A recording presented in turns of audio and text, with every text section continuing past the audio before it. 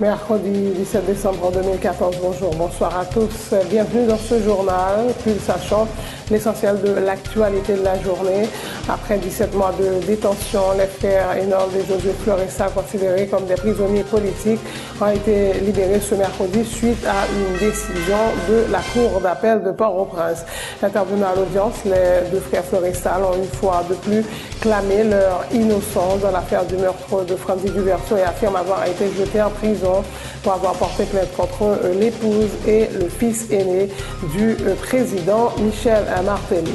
Le chef de l'État s'est entretenu ce mercredi avec des dirigeants de partis de l'opposition, Fusion, Haïtien pour Haïti, Unité contre Pepla, manqué à l'appel, le MEPOD, qui continue de réclamer le départ du régime en place. Les discussions ont porté sur l'implémentation des recommandations du rapport de la commission consultative présidentielle. Michel Martelly a également rencontré le directoire de Famille Lavalas.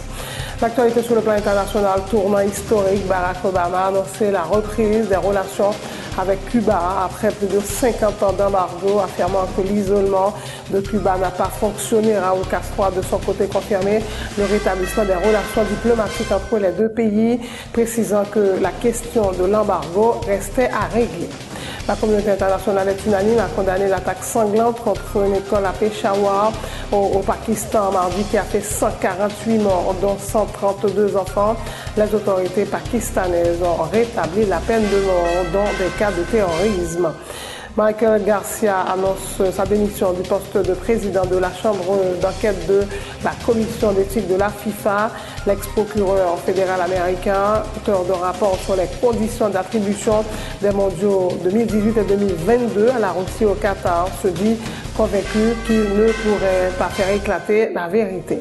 Le Real Madrid, champion d'Europe, s'est qualifié pour la finale du mondial des clubs de football en dominant facilement les Mexicains de Cruz Azul 4-0. Le leader de la Liga a du coup enchaîné une 21e victoire durant toute compétition confondue.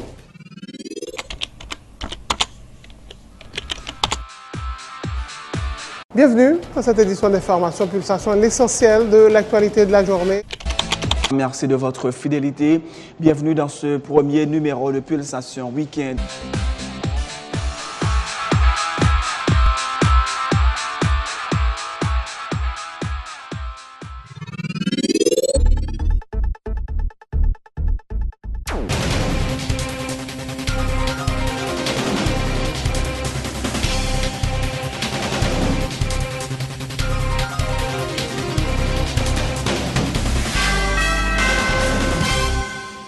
Chef, bonjour, bonsoir, merci d'être avec nous. Le développement du journal. Après 17 mois de détention, les frères Enold et Josué Floresta ont été libérés ce mercredi suite à une décision de la Cour d'appel de Port-au-Prince qui a répondu favorablement à la demande de leurs avocats en accordant une main levée du mandat d'écrou qui a été décerné contre eux.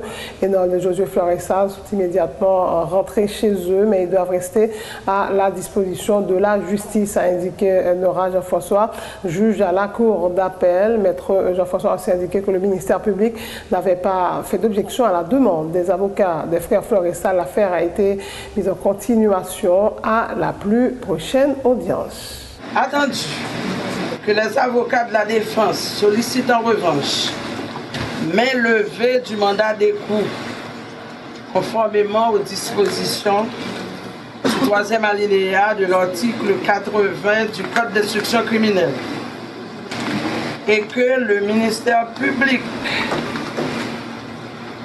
consulté a déclaré qu'il n'a pas d'objection concernant des inculpés.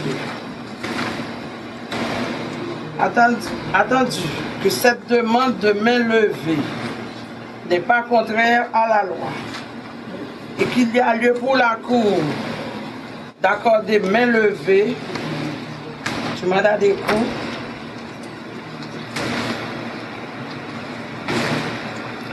décerné contre les sœurs Enold Floresta et Josué Floresta. Par ces motifs, le ministère public entendu, la Cour, le ministère public entendu, et après délibération en conseil selon le vœu de la loi. Accord de main levée du mandat d'écoute décerné contre les nommés Enol Florestal, Josué Florestal, à charge par eux de se représenter à toute réquisition de la justice. Ordonne au ministère public de citer à comparaître devant cette cour les sieurs et dames du Verseau Fabienne, au ville du Verseau, c'est Paul Jean-Marie du Verseau et tous ceux qui ont constitué partie civile dans cette affaire. Mais l'affaire en continuation à la plus prochaine audience. La décision de la Cour d'appel de libérer les frères Florestal n'est que justice et nous n'avons aucune raison de nous réjouir, a indiqué Maître Newton Saint-Just, qui rappelle qu'Enol et Josué Florestal ont été arrêtés pour des raisons politiques. Il promet de continuer à se battre pour obtenir la libération de tous les autres prisonniers d'opinion et qu'il va poursuivre la mobilisation anti-gouvernementale. Libération prisonniers politiques pour nous-mêmes, c'est pour faveur. Pouvoir ça a fait nous, son baraki de droit. D'ailleurs, il faut libérer tout le monde, il faut nous faire procès contre eux pour injustice. Il fait Timothée Roni, bureau DJ, les frères Florestal passent dans la prison, Lou Marie juste. Donc, je ne suis pas capable de satisfaire mon content parce que son droit me gagne pour m'exprimer, son droit me gagne pour me faire politique dans le pays, pour me parler de situation au pays. Il a arrêté pour ça, il a la game pour me content. Mais non, au contraire, c'est bataille pour nous continuer la bataille. Prochaine étape là, au niveau judiciaire, c'est que le coup d'appel là, en janvier, à reprendre audition à faire là. Maintenant, au niveau politique, la mobilisation se poursuit. Il n'y a pas de trêve de fin d'année. Et demain, nous allons monter Pétionville. C'est ça la prochaine étape. Immédiatement, là, après jeudi, là, vous allez passer pour une nuit avec les familles. Oui, c'est-à-dire dès ce soir, les frères Florestal avec les familles. Et demain matin, dès 10h, il y a sous béton. Parce que son bataille est mené tout ensemble avec nous dans la prison. Et c'est à cause de la bataille qui fait dans la prison. Même Jean-Claude Honora, c'est la bataille qui mettait dans la prison. Mais qui ça empêche Honora de bénéficier de main levée de coups avec les mais vous savez que la Cour est souveraine. La Cour prend décision. Eh bien, politique. Je ne vais pas fragiliser la justice là davantage, puisque Jean-Martelly a Laurent Lamotte et Jean-Enel Sanofel. Et nous continuons la bataille pour nous faire une libération de tout le monde. Mais ce qui est important, ce qui mène nous là, qui fait aujourd'hui à M. Sao libéré, c'est la mobilisation du peuple haïtien. Mais on ne va pas c'est le droit qu'a fait dans la libération. Non, on nous dit arrestation, c'est un qui politique, c'est normal que libération. C'est d'abord la volonté du peuple haïtien. Le président de la commission justice du Sénat, Pierre-Franck Exius, était à la cour d'appel en signe de solidarité avec les frères Florestal. Le parlementaire déplore que le policier Jean-Claude Honora, également épinglé dans l'affaire du décès de l'étudiant Franzi du Verseau à la base de l'arrestation des frères Florestal, n'ait pas été libéré à son tour. Le sénateur Exius appelle à la libération de tous les prisonniers politiques. C'est dommage, policier Jean-Claude Honora, Jean expliquait devant le conseil de juge, je crois que le ministère public là, pour moi-même, t'as doué une considération pour Jean-Claude Honora pour que lui-même tout, il t'a la carrière. Est-ce que vous pensez qu'il y a une injustice qui fait dans le dossier et Jacques Honora? Moi-même, j'estime que un policier qui est dans l'exercice fonction, lui montre que il y a les âmes sous lui, et il montre que les victimes, et il explique devant le juge là, le ministère public là, t'es doué, vous voyez, M. Lakaïl. Nous demandons de libération, tout prisonnier politique, mais nous avons l'autre monde tout. Il a commencé à persécuter. Donc, ça veut dire que c'est un élément dans le cadre de la bataille là. Donc, ça va bloquer la mobilisation. Donc, nous espérons pendant toute semaine, nous avons une libération. Tout prisonnier politique. Après libération, ça, on n'a pas entré. Ou bien dit oui, là, on finit libéré, mais qu'on a gardé motif mobilisation, il n'est pas seulement prisonnier politique. Maintenant, très souvent, on va demander à ma bonne réponse là. Président Martelly qui doit mettre à la hauteur pour le permettre pour le jeune de ça. Sénateur, nous apprenons que M. Florestal c'est comme ça que Mme du Verseau juge la mobilisation qui devient directement pour te proposer le job. Même comment on comprend ça et juge la mobilisation si tu as fait comme ça qu'ils sont passés par le fait. Bon, moi-même, qui ça me dit? Moi, je dis que je ne regrette que je devine là. du fait que ça fait longtemps que je parle des dossiers, je n'ai pas de connaissance des dossiers. L'aime dans des messieurs, moi après 17 mois, pas de raison pour te faire tout le temps en prison. Ouais, c'est une raison politique. Et si je reprends ça, je dis, on peut comprendre. Donc, je dis, moment est arrivé pour que monsieur ait une libération. Intervenant à l'audience, les deux frères Florestal ont une fois de plus clamé leur innocence dans l'affaire du meurtre de Franzi Duverseau et affirment avoir été jetés en prison pour avoir porté plainte contre l'épouse et le fils aîné du président Michel Martelly. Leur déclaration. Oui, mais c'est parce que vous votez plainte contre Madame Président qui fait jeudi.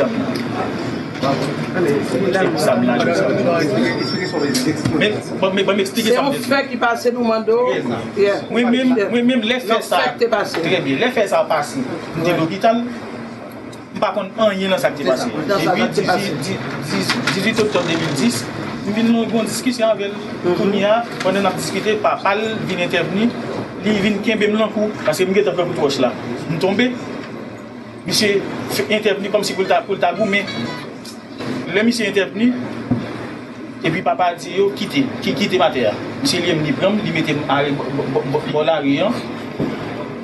Zami mettez Bolari, il est José. Là José vini, il mettez dans la machine, mettez dans l'hôpital.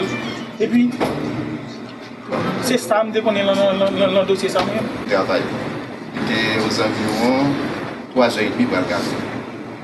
Et puis, je recevais un appel, pendant ma rentrée, chaque mois, tout de suite, je me dis, maintenant, je dis, ah, je suis tout prêt à la bombe qui est arrivée. Arrivé dans l'hôpital là. Et puis, je me dis, mais ça, non, pas qu'à Kembel là pour contre nous, on est la mariée, obligé à faire une déclaration, la police, après, pour aller pour faire plainte. Il est arrivé sur les lieux, vraiment vrai, M. Eugène Fabienne des policiers a dit pour ça. Eh bien, madame, on va accompagner nous pour on aller dans le commissariat. Monsieur sorti dans le corridor avec un machin. Je dis, c'est ça qui va pas font pas là. Pas de monde qui font pas là. Franzi Duverseau. Attendez, fini, pire. Et bon, on vieille chaise qui est dans le corridor. Le policier a tombé. Tout le monde courit. Même Fabienne courit. Moi-même courir, c'est après, pour y aller même temps il y a ça qui gagne parce que moi courir, je pas arrêter sous le même parce que pas contre comment bagaille là. Il y a à parler de ça qui monsieur courir mais comment. Autre point de l'actualité, le président Martelly s'est entretenu ce mercredi à Pétionville avec des dirigeants de partis de l'opposition, à savoir la fusion Haïtien pour Haïti, unité contre PEPLA, manquait à l'appel le MOPOD qui continue de réclamer le départ du chef de l'État. Les discussions vont se poursuivre, a indiqué Michel Martelly dans une brève déclaration. Logique, rencontre qu'a fait le président, même genre avec l'aide d'après consultation, il va faire aucune déclaration. Excepté que nous disons tout simplement que rencontre ça a bien passé et que nous d'accord pour nous continuer la discussion. Les discussions ont porté sur l'implémentation des recommandations du rapport de la commission consultative présidentielle, a affirmé le secrétaire général de la fusion, Rosemont Pradel, et plaide en faveur de la mise sur pied d'un mécanisme pouvant favoriser l'intégration des représentants de l'opposition qui multiplient les manifestations anti-gouvernementales à travers le pays. Discussion portée sur les recommandations qui faites dans dernier rapport que la commission a fait. Et pour implémenter le rapport, donc le président a souhaité rencontrer avec plusieurs secteurs, là, dont les partis politiques. Donc nous-mêmes dans la discussion, nous fait président connaître que il y a un problème dans l'implémentation.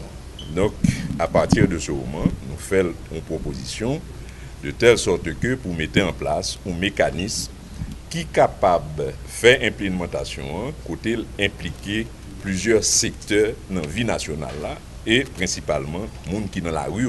Parce que les gens qui sont dans la rue, ils ne sont pas démobilisés comme ça. Donc, il y a des décisions qui peuvent prendre, qui satisfait les revendications.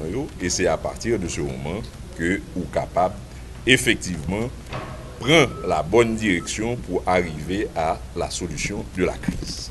Donc, démarche va continuer et il y a d'autres rencontres qui vont le faire avec nous de telle sorte que pour nous arriver à mettre en place tout ça qui est en rapport en termes d'implémentation.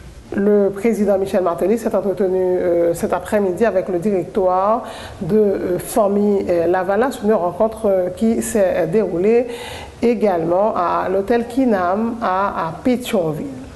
Sans transition, la Société haïtienne d'histoire, de géographie et de géologie annonce officiellement ce mercredi la commémoration du centenaire de l'occupation d'Haïti par les États-Unis. Cette initiative vise à rappeler les torts causés par l'occupation américaine qui avait commencé le 28 juillet 1915. Des conférences et des sorties universitaires seront organisées dans le cadre de ce mémorial. Informent les organisateurs qui appellent les autorités haïtiennes à ne pas organiser de carnaval de fleurs en juillet 2015. Une marche pacifique est prévue à Port-au-Prince le 28 juillet 2015, justement, annonce Joseph Gardili-Saad et Michel Hector de la Société haïtienne d'histoire et de géographie qui souhaitent convaincre les dirigeants haïtiens de décréter le mois de juillet 2015 mois de la mémoire. Il s'agit d'une initiative qui est prise par la Société haïtienne d'histoire, de géographie et de géologie à l'idée de mener un certain nombre d'activités dans le cadre de la remémoration de l'occupation américaine de 1915 dont l'année prochaine sera le centenaire. Plusieurs activités sont prévues. Et d'abord, il va y avoir une intégration des universités à l'idée de ça pour faire des conférences, des sorties, puisqu'en réalité, le comité n'est pas seulement à Port-au-Prince. D'accord, l'idée, c'est de créer des branches un peu partout à travers le pays, même si ces comités gardent une certaine autonomie, mais l'idée principale, c'est de rappeler aux gens ce qui s'est passé en 1915. C'est surtout ça. Et puis, maintenant, l'objectif, c'est que l'année prochaine, qu'en juillet prochain soit décrété le mois de la mémoire et que on arrive à convaincre les autorités qu'il ne peut pas avoir de carnaval des fleurs au mois de juillet 2015 puisque c'est la date charnière, c'est la date d'arrivée des forces américaines. Donc nous pensons de préférence organiser une grande marche à travers Port-au-Prince tout au moins pour que les gens n'oublient pas les calamités que la population a vécues au cours des années de l'occupation américaine. L'initiative, ça a fait de la Société haïtienne d'histoire et de géographie. L'initiative là, c'est toute patriote. C'est tout le monde qui peut participer avec nous, gens capables, de pouvoir pour nous vivre véritablement, non seulement qu'on ait plus bien l'histoire, non, mais bien plus nos âmes pour nous continuer de vivre. Le ministère du Commerce et de l'Industrie a lancé conjointement ce mercredi avec le ministère de l'Agriculture les assises pour le développement de la bioéconomie.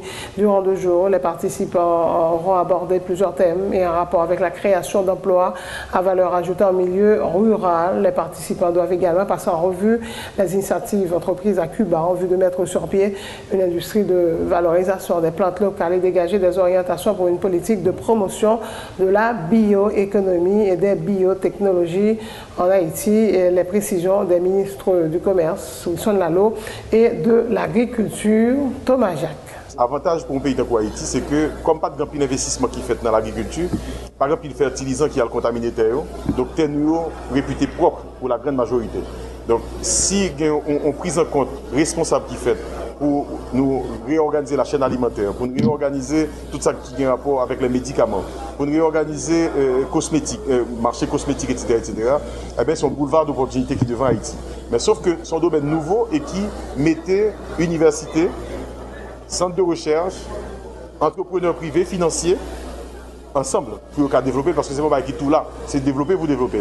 Et nous pensons que c'était rôle, nous, pour nous mettre ça de l'avant, c'est-à-dire le ministère de Santé publique, ministère de l'Agriculture, ministère du Commerce et Industrie, avec l'Association des pharmaciens haïtiens, avec Bureau de nutrition, avec l'ensemble de l'autre agence dans le pays qui concernaient par type de problématique. Ça, nous mettons ensemble et nous faisons des rencontres depuis le mois de juin 2014 pour nous poser des questions et comment nous aborder des questions et justement réponse qui était là, c'est organiser assise à partir de tout document qui produit, pour nous diffuser dans la société, pour nous comprendre que bon champ nouveau qui devant eux et qui ont un champ extraordinaire parce que ça pour exploiter les organes on a déjà. L'économie mondiale là, eh bien, valorisation plante naturelle, il y a un gros travail qu'a fait sur ça.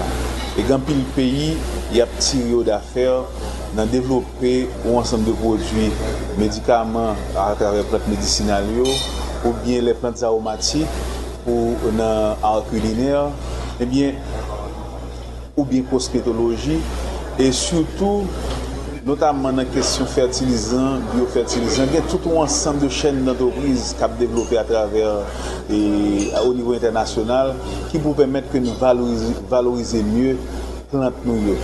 C'est peut-être ça, dans le pays d'Haïti, avec le ministère du Commerce, le ministère de la Santé, nous mettons ensemble pour nous voir comment nous créer cadre pour une émergence ou un ensemble d'entreprises qui est capable de développer et produire ça. Bien qu'on y a, l'État veut renforcer sur les activités, l'État veut renforcer l'entreprise qui peut permettre que une gamme de produits aussi bien pour le marché national que pour le marché international, nous sommes capables d'entrer dans le secteur économique.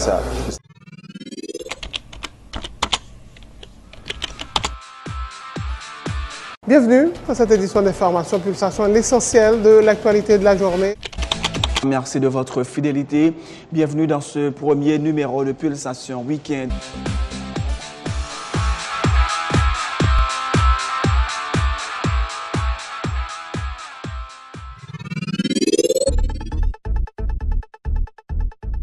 C'est la fin de ce journal, le rappel des titres avant de prendre congé de vous. Après 17 mois de détention, les frères Reynald et Josué Florestal, considérés comme des prisonniers politiques, ont été libérés ce mercredi suite à une décision de la Cour d'appel de Port-au-Prince. Intervenant à l'audience, les deux frères Florestal ont une fois de plus clamé leur innocence dans l'affaire du meurtre de Frandy Duverseau et affirment avoir été jetés en prison pour avoir porté plainte contre l'épouse et le fils aîné du président Michel Martelly dans une affaire de corruption. Le président Martelly s'est entretenu ce mercredi à Pétionville avec des dirigeants de partis de l'opposition Fusion Haïtien pour Haïti, Unité contre APEPLA, manqué à l'appel le MOPOD. Le MOPOD continue de réclamer le départ du chef de l'État.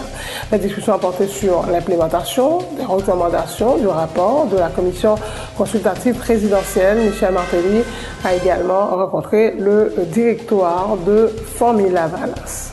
Tournant historique, Barack Obama a annoncé la reprise des relations avec Cuba après plus de 50 ans d'embargo, affirmant que l'isolement de Cuba n'a pas fonctionné. Raúl Castro a de son côté confirmé le rétablissement des relations diplomatiques entre les deux pays, précisant que la question de l'embargo restait à régler. La communauté internationale est unanime à condamner l'attaque sanglante contre une école à Peshawar, au Pakistan, qui a fait 148 morts, dont 132 enfants.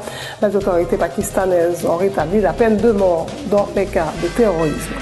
Michael Garcia annonce sa démission du poste de président de la chambre d'enquête de la commission d'éthique de la FIFA. L'ex-procureur fédéral américain, auteur de rapport sur les conditions d'attribution des mondiaux 2018 et 2022 à la Russie et au Qatar, se dit convaincu qu'il ne pourrait pas faire éclater la vérité. Le Real Madrid, champion d'Europe, s'est qualifié pour la finale du mondial des clubs de football en dominant facilement les Mexicains de Cruz Azul 4-0. Le leader de la Liga a dû enchaîner une 21e victoire de rang, toutes compétitions confondues. Voilà, mesdames et messieurs, merci d'avoir suivi ce journal. Passez de bons moments en compagnie de Télé Pluriel.